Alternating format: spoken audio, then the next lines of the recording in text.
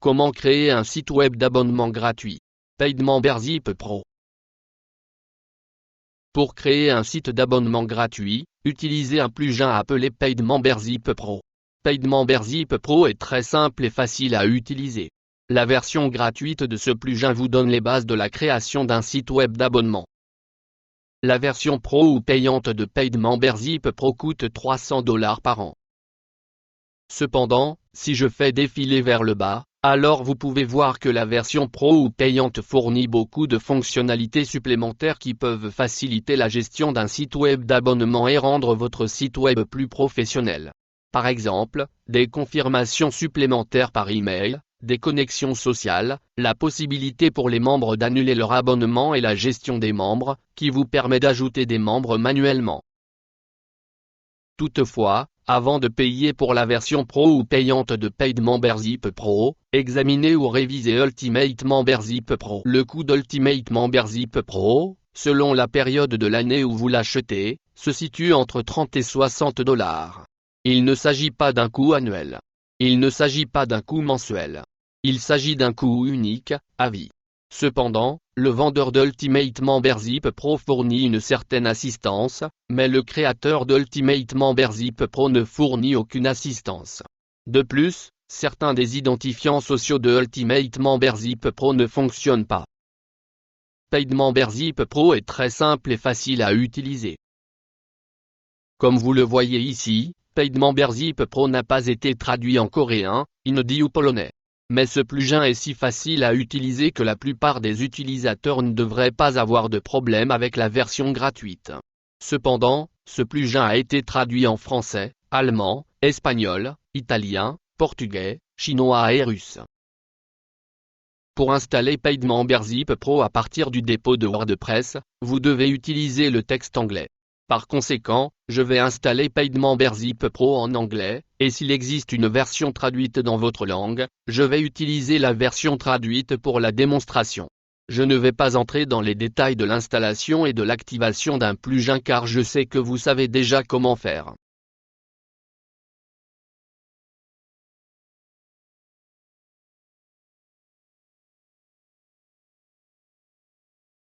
Les 4 premiers onglets en haut de la page fournissent à peu près les mêmes informations. Commençons par le premier onglet appelé Tableau de bord. Cette première partie vous indique le nombre de ventes que vous avez réalisées.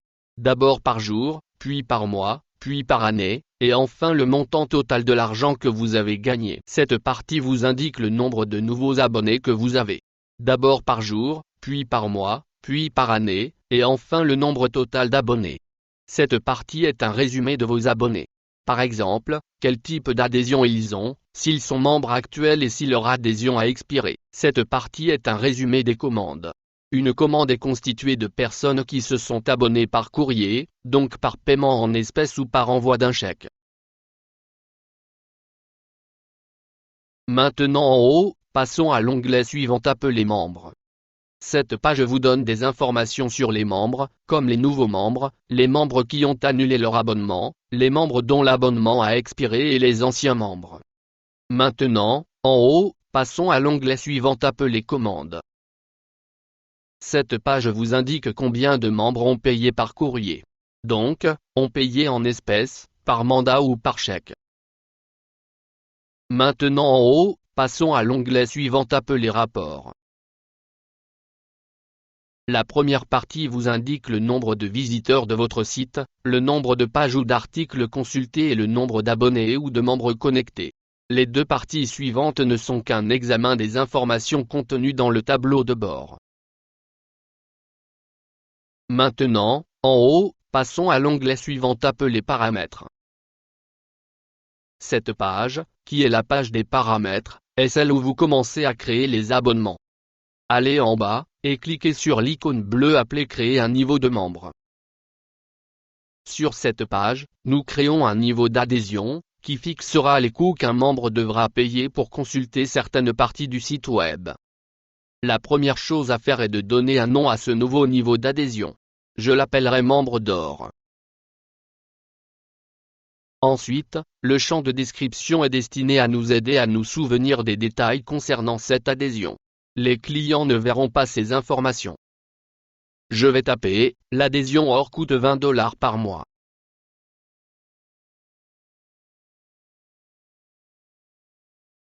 Ensuite, il y a le message de confirmation.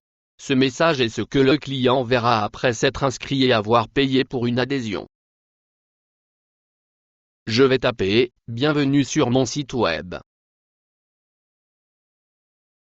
Je vais maintenant cocher la case en bas de page pour que ce message soit inclus dans l'email de confirmation qui est envoyé au client après son inscription et son paiement.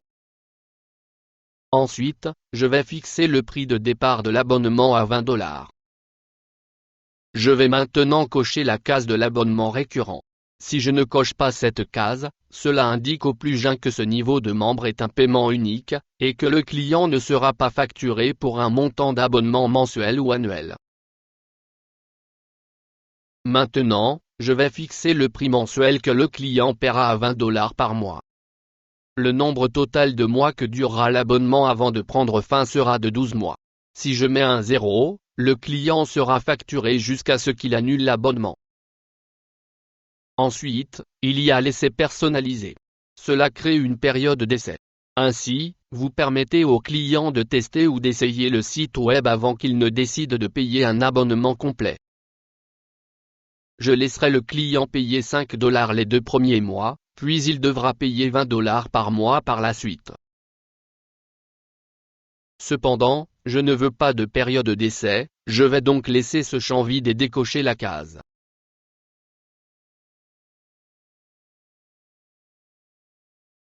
Je ne veux pas désactiver les nouvelles inscriptions. Je ne cocherai donc pas cette case. Expiration de l'adhésion. J'ai déjà réglé l'adhésion pour qu'elle se termine dans 12 mois. Je ne cocherai donc pas cette case. Les paramètres de contenu vous permettent de protéger le contenu des messages. Vous ne pouvez pas utiliser ces paramètres pour protéger les pages, car celles-ci n'ont pas de catégorie. Je vous montrerai comment protéger à la fois les articles et les pages plus tard dans cette vidéo. Je n'ai pas créé de catégorie, je ne cocherai donc pas cette case. Cliquez maintenant sur Enregistrer. Comme vous pouvez le voir, j'ai un seul niveau d'adhésion, qui s'appelle Membre d'or, où le client paiera 20 $ par mois. Je dois maintenant créer un moyen pour un client de s'inscrire et de payer une adhésion, et un moyen pour le client de se connecter et d'utiliser son adhésion. Cliquez maintenant sur l'onglet appelé Page. Cliquez sur la case bleue en bas intitulée Générer des pages pour moi. Ce plugin a créé toutes les pages de base nécessaires pour gérer un site web d'abonnement.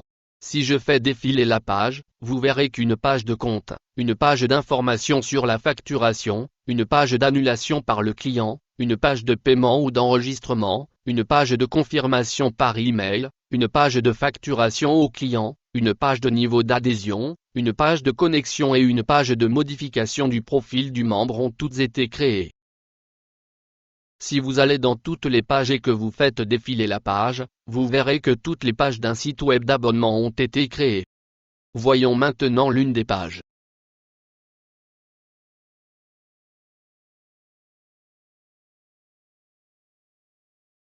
Comme vous pouvez le constater, il y a des ajustements à faire.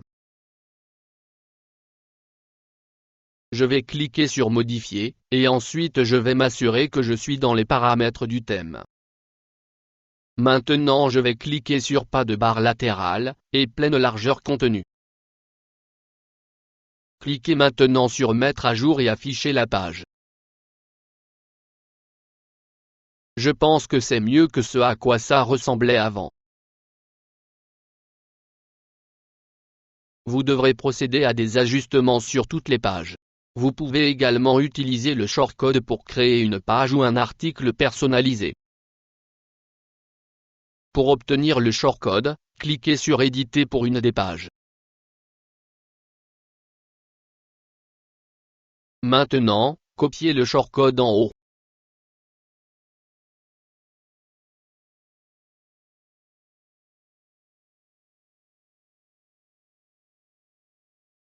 Maintenant, cliquez sur Ajouter un nouveau.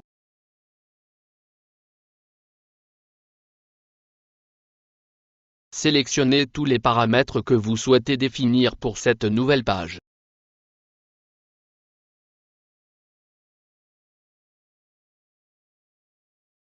Puis, en haut, cliquez sur Modifier avec Elementor.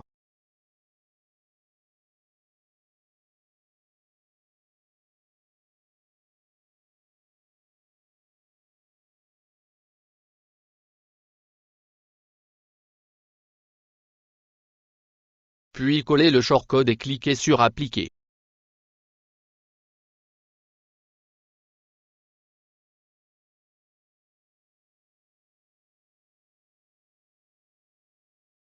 Maintenant, regardons ce que nous venons de faire, donc cliquez sur View. Comme vous pouvez le voir, je peux construire une page autour de ce shortcode.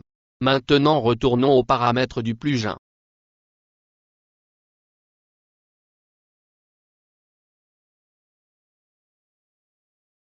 Cliquez maintenant sur le 5e onglet intitulé Passerelle de paiement et SSL.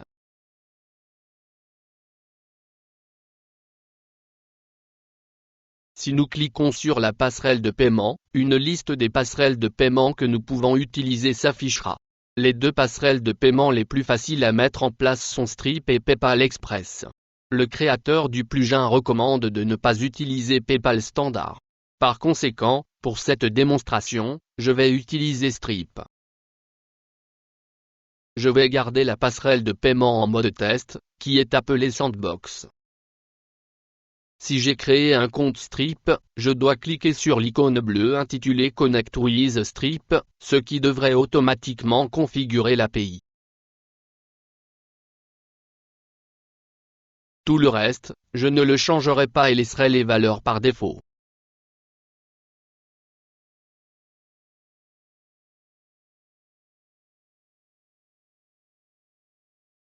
Cliquez maintenant sur Enregistrer en bas.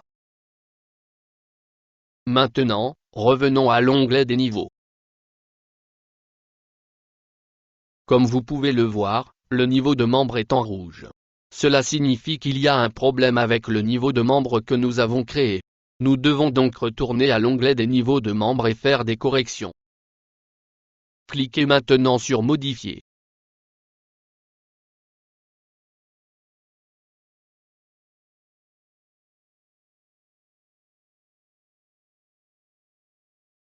Pour utiliser la bande, le cycle de facturation doit être fixé à 0. Maintenant, allez en bas de la page et cliquez sur Enregistrer. Comme vous pouvez le voir, le niveau de membre n'est plus rouge. Cliquez maintenant sur l'onglet intitulé Paramètres de messagerie. La première case est celle où vous saisissez l'adresse électronique que vous utiliserez pour envoyer un courrier électronique à vos clients ou membres. C'est également l'adresse électronique à laquelle les membres répondront à votre message. Ce n'est pas parce que vous avez saisi une adresse électronique que votre site web est en mesure d'envoyer un courrier électronique.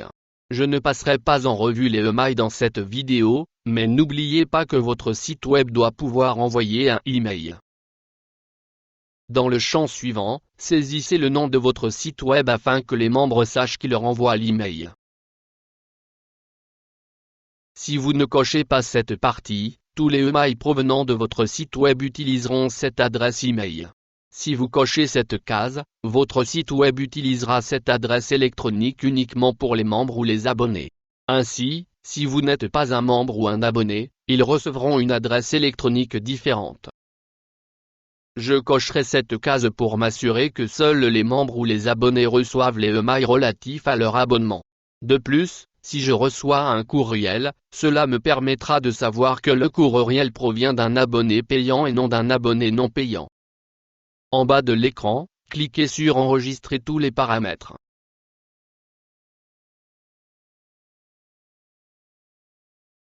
Cette partie vous aidera à configurer un compte qui permettra à votre site web d'envoyer des courriels. Il coûte environ 10 $ par mois.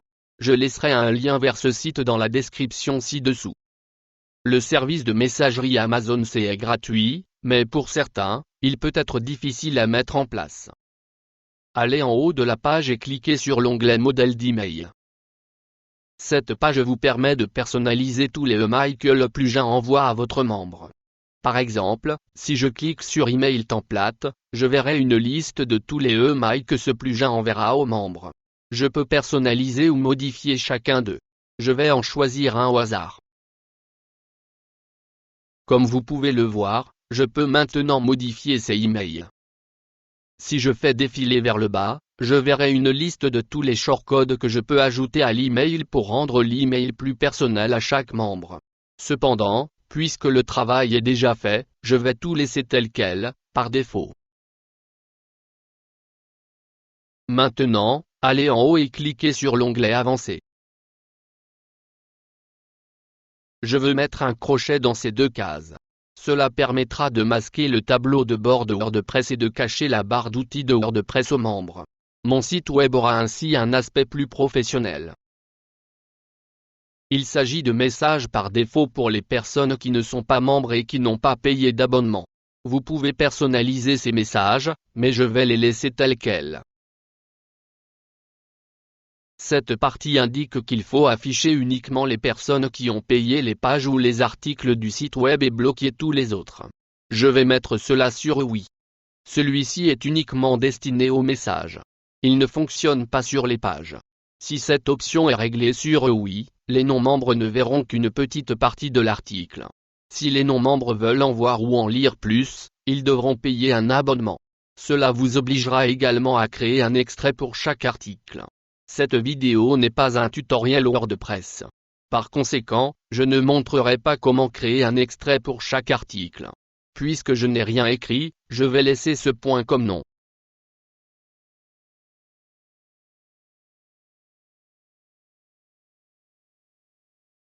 C'est la durée du service. Si vous voulez utiliser votre site web pour vendre quoi que ce soit, vous devez avoir une page de conditions de service et une page de politique de confidentialité. La Californie, le droit international, le programme AdSense de Google et Amazon exigent tous une page de conditions de service et une page de politique de confidentialité.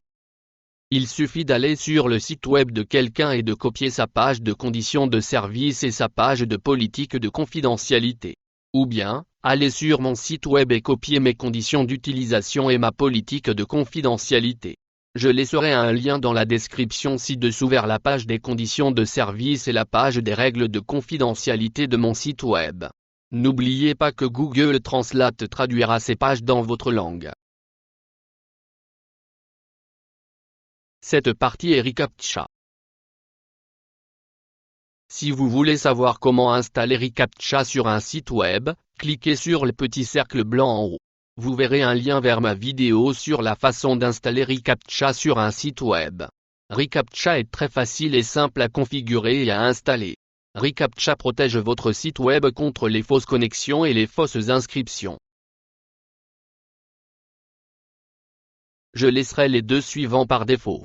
Il n'y a aucune raison de les modifier. Ces paramètres sont uniquement destinés aux créateurs du site, c'est-à-dire vous.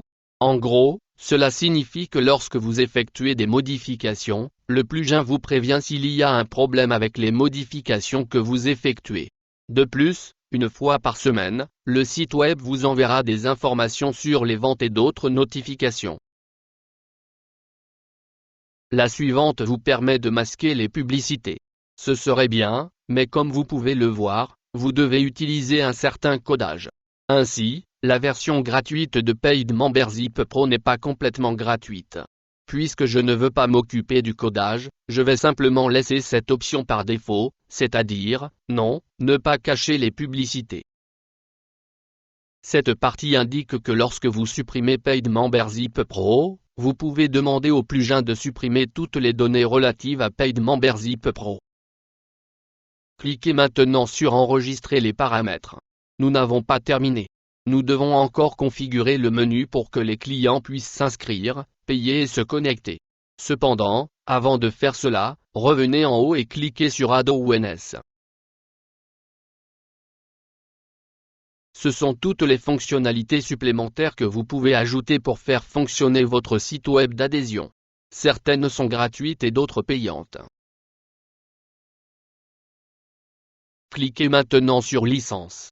C'est ici que vous tapez votre clé de licence et que vous vous connectez à Paid Membership Pro. Maintenant, nous devons mettre les pages et les posts derrière le mur payant.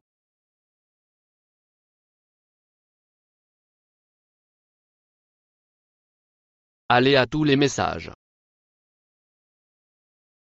Comme vous pouvez le constater, le plugin a créé des posts supplémentaires que vous pouvez personnaliser.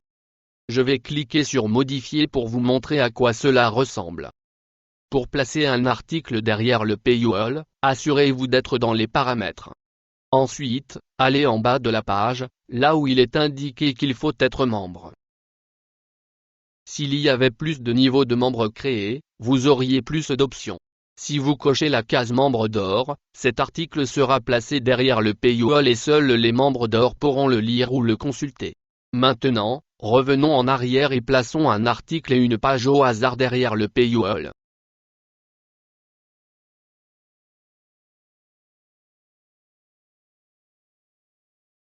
N'oubliez pas que les paramètres relatifs à l'obligation d'adhérer ou au paywall se trouvent dans les paramètres. De plus, les pages fonctionnent de la même manière. Maintenant, je vais arrêter de parler et vous laisser regarder ce que je fais. Si vous voulez savoir comment protéger une vidéo sur un site web, où les gens ne pourront pas télécharger, voler ou créer des liens vers vos vidéos et voler votre bande passante, cliquez sur le petit cercle blanc en haut. Vous verrez un lien vers ma vidéo sur la façon de protéger une vidéo sur un site web. Maintenant, allons dans Apparences et ajoutons au menu un moyen pour les clients de s'inscrire, de payer et de se connecter. Je ne vais pas entrer dans les détails de la création d'un menu, car à ce stade, vous savez comment faire. Je vais simplement montrer le résultat de notre travail.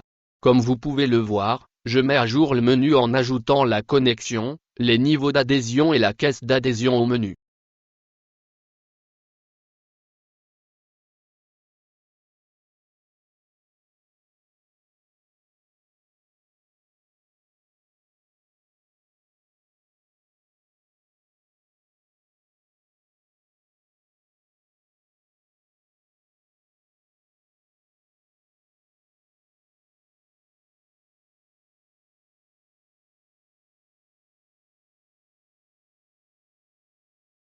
Je vais maintenant le tester en ouvrant le site web dans une fenêtre incognito.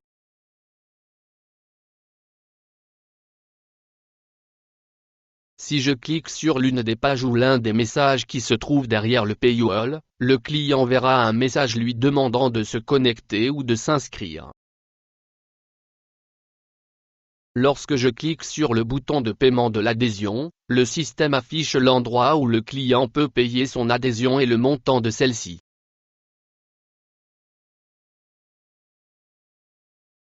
Comme vous pouvez le voir, l'icône de connexion fonctionne. Lorsque je clique sur les niveaux d'adhésion, tous les différents types d'adhésion qu'un client peut choisir s'affichent. Pour l'instant, il n'y a qu'un seul type d'adhésion.